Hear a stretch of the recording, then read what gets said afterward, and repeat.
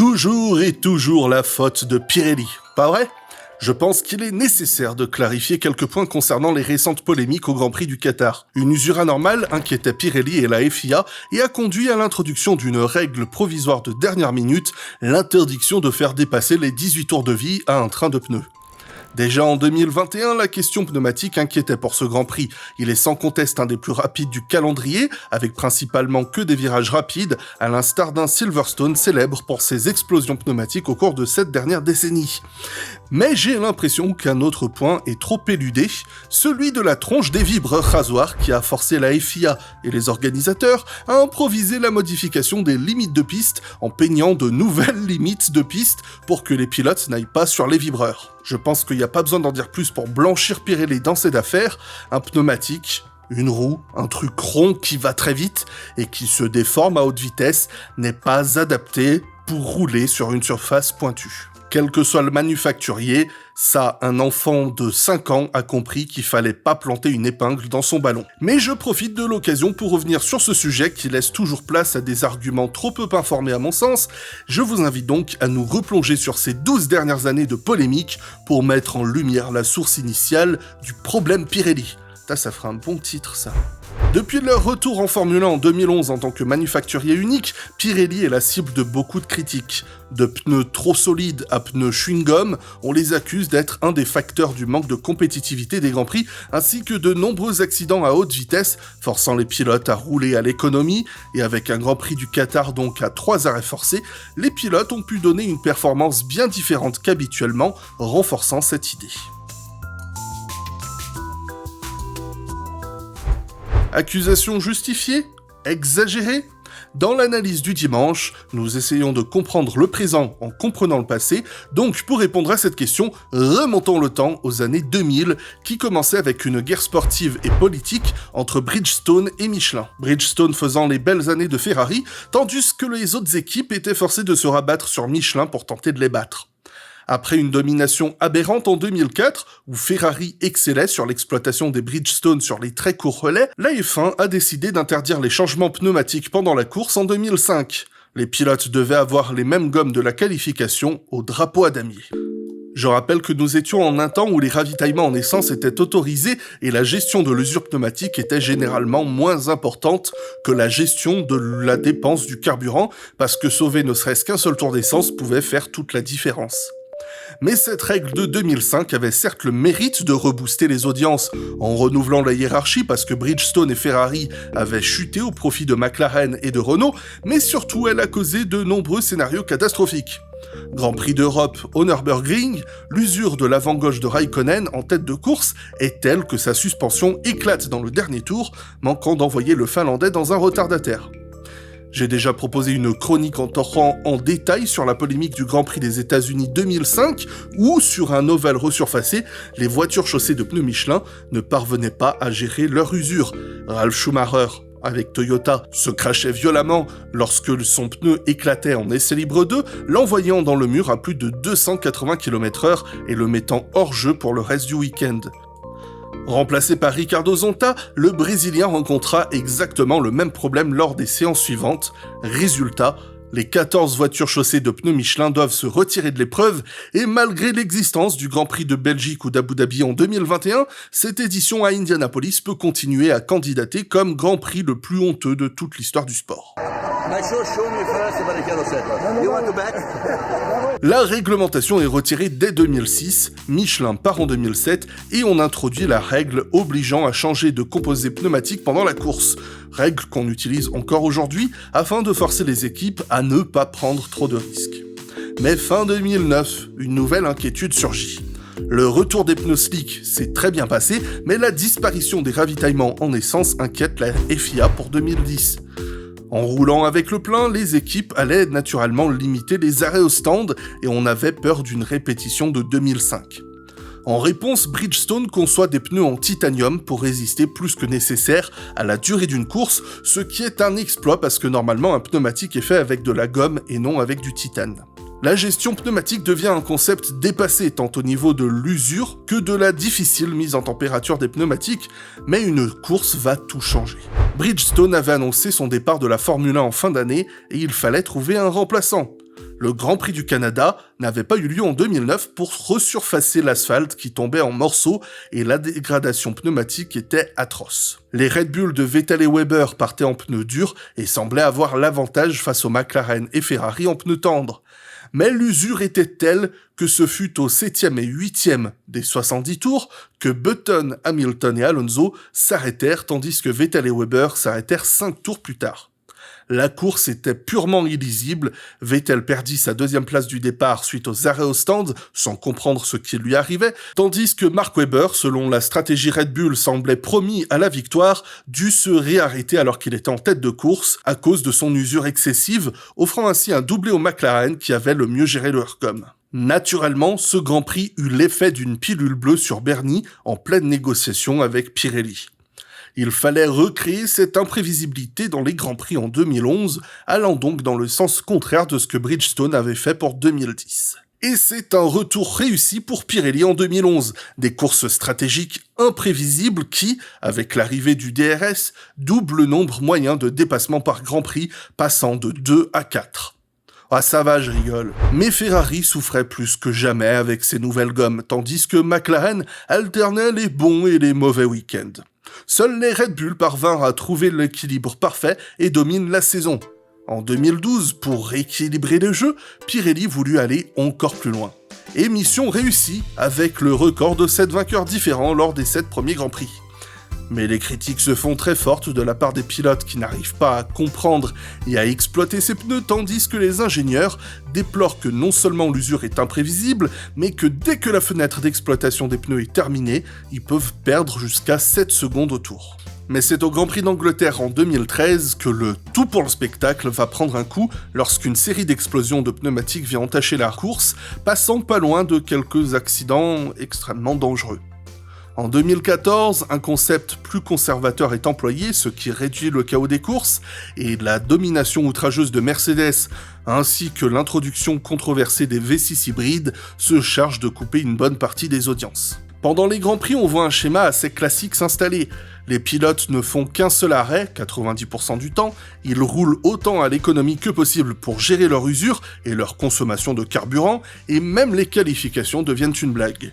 Pour le challenge ou le spectacle, les pilotes passant en Q3 avaient un handicap de devoir prendre le départ avec le pneu qui a servi à faire leur meilleur tour en Q3. Mais cela avait occasionné plus d'une fois des Q3 absurdes avec presque aucun pilote en piste, puisqu'ils préféraient sacrifier leur qualification pour avoir un train de pneumatiques neuf pour la course. Cela a été changé en les forçant à non seulement utiliser le train de la Q2 pour la course au lieu du train de la Q3, mais en leur donnant un train supplémentaire en Q3 pour être sûr qu'ils roulent. Avouons qu'il y avait une part de fun à voir les équipes tenter de rouler avec un pneu plus lent en qualification pour essayer d'optimiser le Grand Prix, mais en réalité ça ne portait presque jamais ses fruits et seules les équipes du peloton étaient handicapées. Combien de fois on entendait des pilotes dire que finir 11e de la qualif, c'était mieux que de finir en 8e. La règle a disparu depuis ces dernières années et je vous passerai l'historique des pneus aux noms absurdes, de simples soft et hard. On était passé entre autres par le medium qui semblait assez compréhensible et puis ensuite on a eu le super soft, puis l'ultra soft, puis le super hard, puis l'hyper hard et sans oublier l'ultra giga méga smash giga hard et le David Coulthard.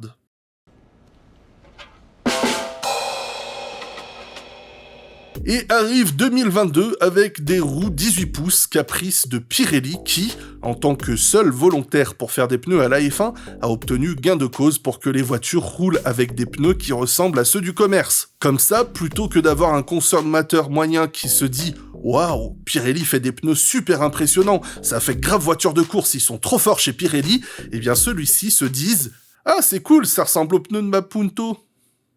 Avec cela arrivait un nouveau cahier des charges totalement absurde. Les pneus durs doivent être plus lents 2 secondes au tour au bout de 22% de la course, les pneus médiums doivent être plus rapides de 1 seconde 2 par rapport au hard, mais ralentir de 2 secondes au tour au bout de 18% de course, et les pneus tendres doivent être plus rapides de 2,2 secondes, mais perdre 2 secondes au tour au bout de 10% de course.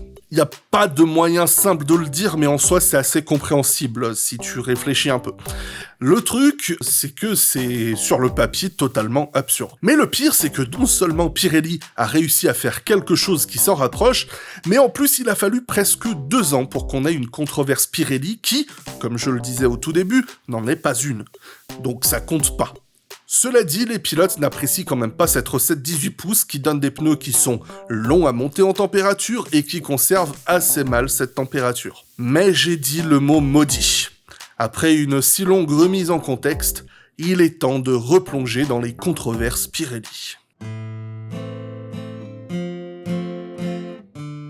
À son retour en 2011, Pirelli avait trouvé une solution miracle pour développer ses gommes au long de l'année 2010. Toyota se retirait de la Formule 1 et ils avaient pu saisir leur TF109 pour réaliser leurs essais privés et ils avaient même engagé leurs propres pilotes d'essais, qui étaient généralement des pilotes de Formule 1 au chômage. On a eu Nick Heidfeld, Lucas Di Grassi et Rémi Alguersuari. Mais fin 2012, la Toyota est trop obsolète et cette fois, pas de solution miracle. Pirelli a peur que trouver un accord avec une équipe du plateau ne la favorise trop et pour 2013, ils sont autorisés à organiser des tests privés avec les équipes de Formule 1.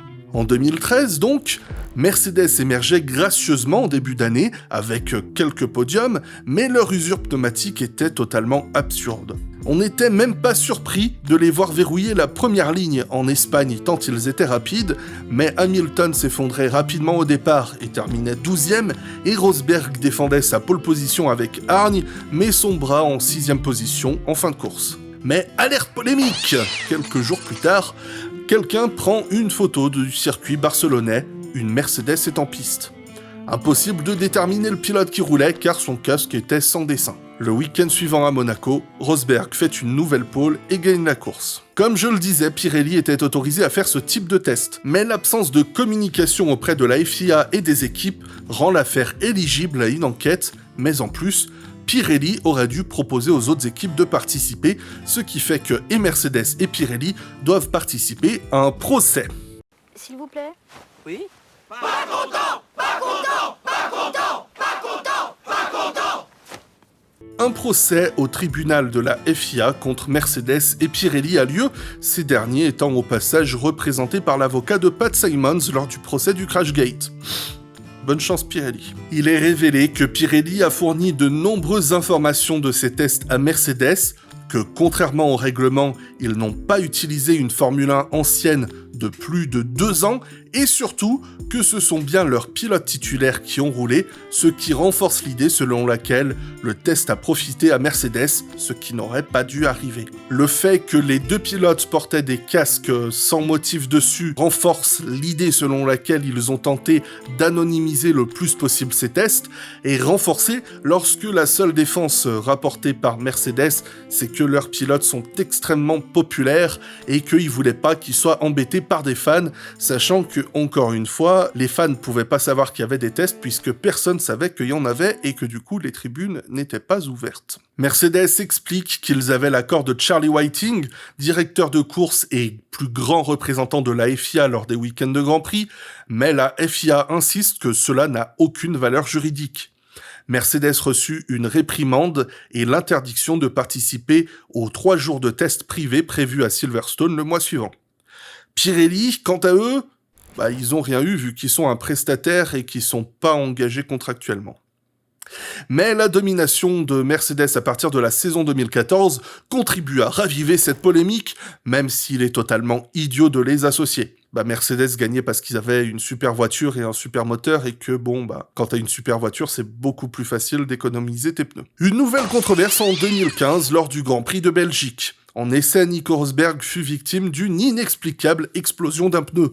Par mesure de précaution, Pirelli encouragea les équipes à ne pas dépasser un certain nombre de tours avec leurs pneus, ce que Vettel et Ferrari ne firent point et furent punis par une explosion juste à la sortie du Raidillon. L'Allemand est furieux et de nombreux pilotes joignent sa colère. And were Ferrari being a little bit too greedy in the end, do you think? No. You were happy with the decision and you wanted to stay out. You could have got to the end, you felt? Well, how many laps I was missing? Not many. And things like that are not allowed to happen, full stop. If it happens 200 meters earlier, I'm not standing here now. I'm with 300 stuck in Eau Rouge. So I don't know what else needs to happen. I think it's a sort of theme that keeps going around. Nobody's mentioning it, but it's unacceptable. Car autant qu'on pouvait blâmer une demande assez absurde en 2011 et 2012 avec des gommes en papier mâché, autant la sécurité avait été remise en avant suite aux incidents de 2013 et l'usure d'un pneu ne devrait jamais mener à une explosion. Ferrari eut à nouveau l'occasion de pester en 2017, toujours à Silverstone, avec ses 2 pilotes, victimes de problèmes connus, et j'ai pas besoin de vous rappeler la fin de course de l'édition 2020.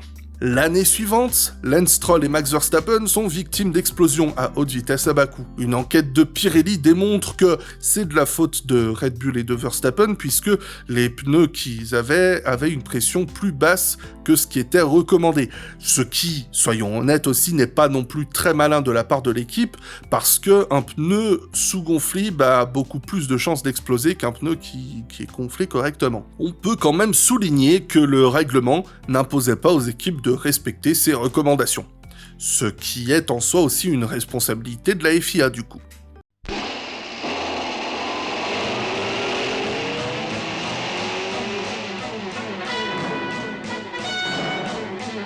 Vincitore di 78 Gran Premi di velocità.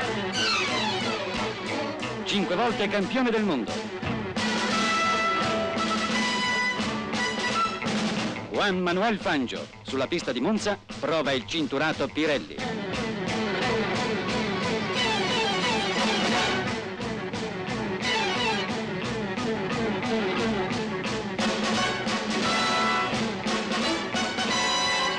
Sicuro, veloce, aderente, flessibile.